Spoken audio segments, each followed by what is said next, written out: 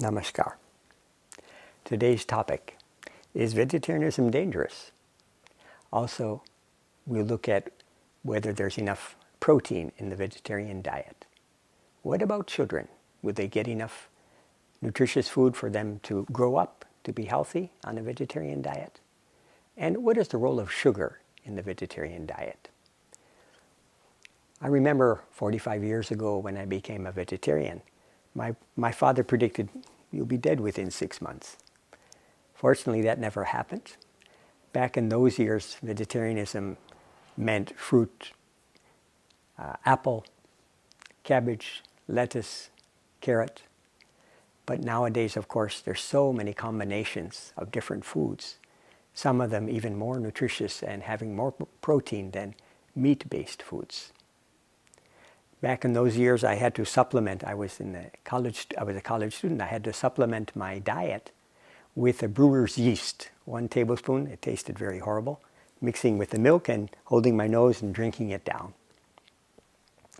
Nowadays, it's the variety enables one to enjoy all the meals of a vegetarian diet.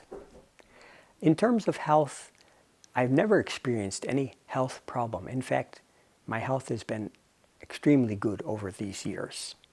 One of my students, she had made the transition from meat to plant-based diet, and she had regularly suffered from cough and cold at a certain time every year.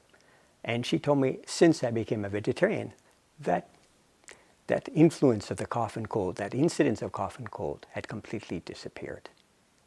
So it's important when we take a vegetarian diet that we're careful with what we eat. In 2 studies that were done on me by machines, back in 2013, there was an antioxidant level machine that measured the antioxidant levels in the blood. Antioxidants are very useful when counteracting cancer or cancer-related health problems. So that score was above average. It was an excellent score.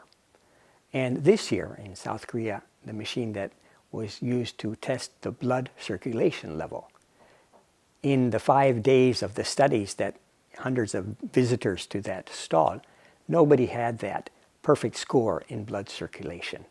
So these 2 examples show that a vegetarian diet can indeed be very healthy, not at all dangerous for our physical well-being. Back in my earlier years, I would take more cheese or pizza. In Argentina, that's the staple food. So my diet has changed according to the place that I have lived. And in the cold weather, then foods which are more warming, porridge, rice, cheese, butter. And in the warmer climates, vegetarian food which is more light, fruits, salads, raw food, this is common. So one can vary the diet according to one's location in terms of weather conditions. About children, Dr. Benjamin Spock, he's a famous American pediatric doctor. He said that children can get all of their nutritional requirements by taking a vegetarian diet. Again, I come back to this point of being careful with our food selection. There are unhealthy vegetarians. There are very healthy meat eaters. So it depends on our food choice. But if we look at all organizations that are promoting good health, American Heart Association, American Cancer Society, any association that has studied in long-term studies, pretty well their conclusions are similar. Balanced diet, fruits, vegetables, grains, beans, dairy products, and light on oil, sugar, and salt. So it's possible that we can have an unhealthy diet if we're choosing from the vegetarian options, ice cream, potato chips, chocolate fudge. There's no meat there. I remember back when I was in South Africa, one mother approached me and her child was suffering from flu, cough, and cold, 1-year-old child. But I saw that the mother was feeding her baby chocolates. So children's digestive system not developed.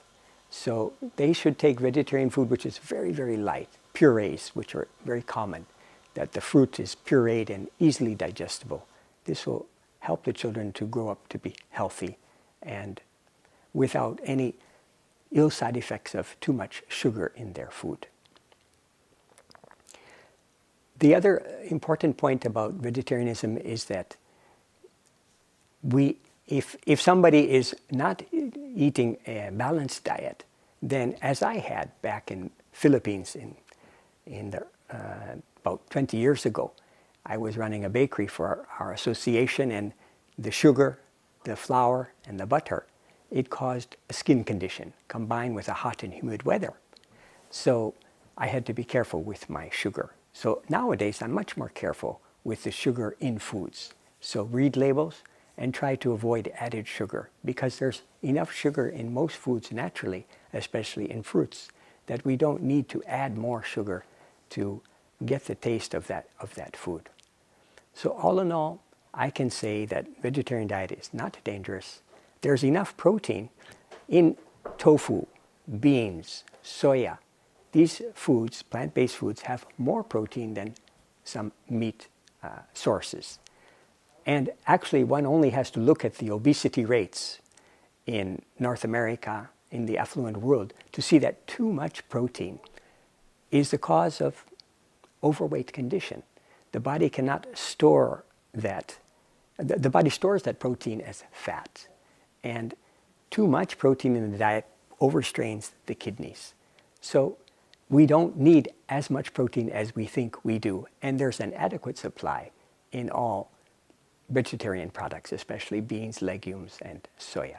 Recently, I was in Korea, and in that test that I did, I had to put my finger in a machine, and from that finger insert, the machine could read essential body elements of health: body fat, body mass index, organ fat, mineral content, many things, circulation of blood.